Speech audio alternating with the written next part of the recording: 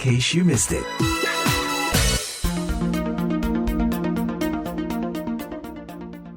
In case you miss it, VOA Washington. Bertahun-tahun tinggal di negara orang, tidak sedikit diaspora Indonesia yang terus menautkan hati pada tanah leluhur mereka. Di negara baru mereka, di Amerika Serikat misalnya, mereka terus aktif berkontribusi berbekal latar belakang keindonesiaan mereka di jalur masing-masing.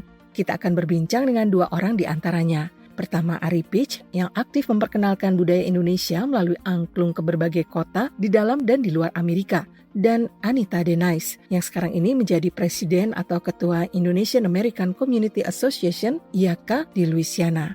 Sebelum berbicara mengenai aktivitas mereka, kita ketahui dulu apa yang membuat mereka akhirnya memutuskan menjadi warga negara Amerika. Mbak Ari bermukim di Amerika sejak 1990 dan setelah puluhan tahun baru memutuskan menjadi warga negara Amerika ya. Aku sudah 22 tahun di sini, jadi suamiku bule, American, jadi dia sebetulnya minta aku untuk menjadi warga negara, tapi aku bilang karena pada saat aku datang dulu di sini dapat kerjaan sebagai pengajar bahasa Indonesia di Angkatan Udara Amerika. Aku bilang aku kan nggak harus melepaskan kewarganegaraanku dengan aku mendapatkan tempat kerja yang istilahnya yang terhormat. Menurut aku dulu aku kerja di itu tuh udah bagus sekali, keren sekali di US Air Force Base yang di Florida.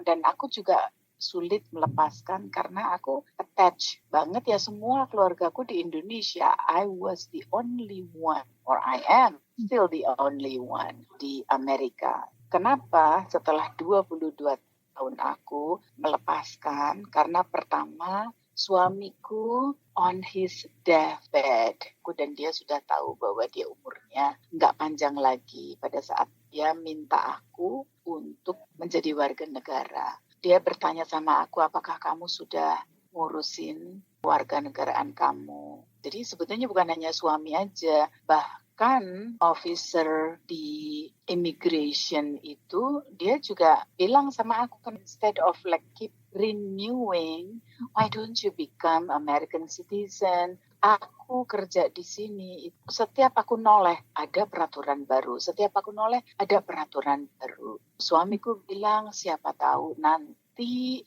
kalau misalnya government berubah, peraturan berubah, kamu bisa diceraikan dari anak. Karena anak-anak itu adalah warga negara Amerika, sementara kamu bukan. Itu yang suamiku tuh khawatir begitu kalau ada peraturan baru. Karena aku berpikir dia on his deathbed, jadi aku berpikir ini adalah wishes-nya dan aku akan melakukan apapun yang dia minta selama aku bisa. Jadi oke, hari itu juga pada saat dia ngomong, aku telepon lawyer, aku minta diurusin kewarganegaraan Amerika. Baik, bagaimana dengan Anda Mbak Anita? Kalau secara personal itu karena komitmen dengan suami. Saya kesini 2009, 2014 saya green card, 2017 saya apply prosesnya. Kayaknya sih saya nggak terlalu lama, kayaknya sekitar 6 bulanan saya dari green card. Karena kan kalau dari green card bisa apply ke citizenship itu 3 tahun, harus minimal pemegang green card. Ketika saya timbang-timbang, ya sekitar 3 tahunan ya. Karena memang ini sih ya, kebetulan suami itu dengernya kan kabar yang kurang baik ya. Jadi kayak misalkan hanya dimanfaatkan untuk masalah surat-suratnya doang. Jadi untuk membuktikan bahwa saya akan menemani dia sampai semasa hidupnya itu dengan citizenship itu. Lalu adakah yang berbeda setelah berganti kewarganegaraan? Saya status American citizen, tapi darah masih Jawa, masih Indo, masih seneng batik. Kalau tiap pulang kan selalu ada batik baru, selalu ada kebaya baru. Sebenarnya sih untuk melepaskan kewarganegaraan itu nggak ngejual semuanya gitu loh. Maksudnya nggak memutuskan hubungan sama sekali sama Indonesia. Jadi kalau saya, kalau tiap 17-an itu masih suka merinding kalau nyanyiin 17 Agustus. Apalagi lagu kebangsaan gitu tuh masih di hati tuh malah kalau nyanyi dulu biasa aja ya. Tapi kalau sekarang kalau nyanyi tiap 17 tuh agak ada berinangan air mata gitu loh. Karena saya punya doa buat bangsa dan negara saya sendiri gitu. Untuk kemajuan, untuk lebih baik, untuk lebih prosper, lebih maju. Semuanya terutama untuk anak-anak sekarang itu loh. Anda Mbak Ari? Selama aku 35 tahun berada di Amerika, setiap mendengarkan Indonesia Raya, aku nangis. Setiap upacara, apapun juga, aku nangis. Kemarin aku nangis berlinang-linang air mata. Karena aku ikut upacara bendera dan mendengarkan Indonesia Raya. Naiknya bendera ke atas tiang itu membuat aku menangis selalu, never fail, never once. Aku hanya mendengarkan, selalu dengan air mata, because I am Indonesian. Aku hanya KTP-nya di Amerika, but dari wajah sampai hati, dari sikap, dari bicara, dari pemikiran, aku true and true Indonesian sejati. Mbak Anita, Anda aktif berorganisasi di IAKA, di mana sekarang Anda menjabat sebagai presiden atau ketuanya. Bisa dijelaskan mengenai organisasi ini? Intinya sih sebagai wadah untuk temu kangen atau yang lonesome family. Karena kita kan perantau nih. Kalau saya pribadi ketemu orang Indonesia tuh kayak ketemu kalau udah sepuh ya kayak tante saya, kayak om saya gitu kan. Kalau misalkan sebayaan ya kayak kakak adik saya. Kalau saya dari pertama kali menginjakan Amerika sampai sekarang ini kalau ketemu orang Indonesia rasanya tuh kayak ketemu saudara sendiri gitu. Kalau di IAKA sendiri, kita ini organisasi yang dibentuk untuk yaitu saling istilahnya kalau lebaran, kalau Natalan, kalau 17-an kayak gitu.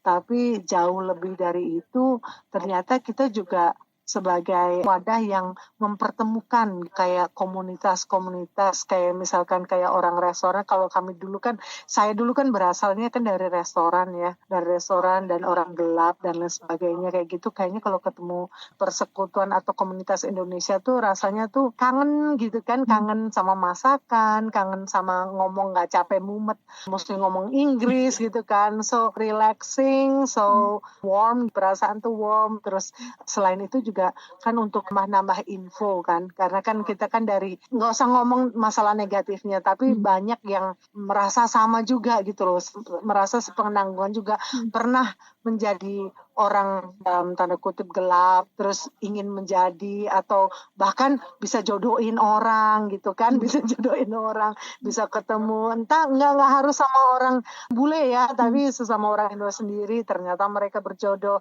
Terus kalau IAKA sendiri juga ternyata bisa membantu juga gitu untuk teman-teman yang mengurus legalisasi untuk tinggal di sini, entah asilum, entah apa gitu ya. Banyak juga teman-teman yang udah tertolong karena surat rekomendasi dari kami. Terus yang ke ininya juga kalau ada yang sakit, dalam hitungan detik aja udah istilahnya kita penanggungan gitu ya, menanggung derita teman-teman sakit keras yang meninggal begitu, sampai yang ngurusin secara langsung korban waktu, korban tenaga gitu ya. Terus teman-teman yang seinian gitu yang dulu pernah di Louisiana tapi sekarang udah di luar state, itu masih ada di dalam IAKA sendiri. Jadi kita kalau untuk menggalang dana untuk membantu teman-teman yang kesusahan, yang kemalangan gitu, itu tuh cepat sekali. Jadi kita rasa bersatunya kita di sini tuh baik sekali. Mbak Ari, Anda sejak lama aktif memperkenalkan Indonesia di sini melalui jalur budaya ya. Bisa disampaikan beberapa di antaranya? Oh iya, pertama saya masih aktif berbicara bahasa Indonesia. Saya melestarikan bahasa Indonesia. Saya mengajar bahasa Indonesia untuk US Air Force. Saya mengajar diaspora Indonesia di rumah Indonesia. Saya menjadi guru bahasa Indonesia di banyak tempat. Saya juga aktif melestarikan budaya Indonesia, misalnya saya mengenalkan Lebaran. Saya selalu bikin open house karena rumah saya selalu menjadi tempat kumpul teman-teman Indonesia waktu saya masih di Florida. Dan juga bukan hanya orang Indonesia, tapi juga teman-teman internasional karena saya mendirikan non-profit organization lah atau society, namanya Women of the World Society. Ya, saya mengenalkan budaya Indonesia dan juga saya belajar dari wanita-wanita dari negara-negara lain dan kita share saya sempat masuk koran karena saya memberikan presentasi tentang 7 bulan. Karena kebetulan ada teman orang Indonesia yang hamil dan 7 bulan. Jadi saya adakan upacara 7 bulan. Semua dari proses 7 bulannya itu. Banyak sekali ya hal-hal yang saya lakukan. Cukup lama saya lakukan selama 25 tahun lebih lah. Itu bahasa dan pengenalan budaya. Tentu saya mendukung, misalnya di Florida State University itu ada gamelan. Tiap selesai mereka perform itu saya sediakan makan buat semua pemain. Karena saya kepingin mendukung kegiatan gamelan yang angklung ini itu 2 tahun terakhir. Pada saat pandemi, KBRI mengadakan beberapa program yang ditangani oleh Atase Dikbud waktu itu Ibu Popi. Ibu Popi juga mengembangkan angklung, mendatangkan angklung dari Indonesia dan itu dibagi-bagi kepada organisasi-organisasi yang ingin belajar angklung. Jadi dibagikan kemana-mana. Nah, saya salah satu yang minta angklung itu dan kemudian saya mengajar di senior center itu. Nah, dari situ mulai terus sampai sekarang. Saya udah tampil ya di Florida State University, dari South sampai ke New York ya, sampai ke Rochester, sampai ke nah sekarang juga ke Seattle. Bahkan saya juga diminta untuk mengajar ibu-ibu, ya mungkin istilahnya kalau kita tuh ibu-ibu menteri ya, di Malaysia. Jadi saya pergi ke Malaysia, di Kuching, Sarawak, itu mengajar ibu-ibu itu mainkan lagu Malaysia, mainkan lagu Indonesia. Jadi saya juga main di Indonesia. Setelah tampil dalam acara Wow Indonesia Festival untuk memperingati 75 tahun hubungan diplomatik Indonesia-Amerika Serikat Agustus lalu di Washington DC, apa proyek besar angklung berikutnya, Mbak? Akhir tahun lalu aku mencatat sampai 25 kali manggung. Itu setara dengan 2 kali sebulan. Laris manis. Tahun ini belum berakhir.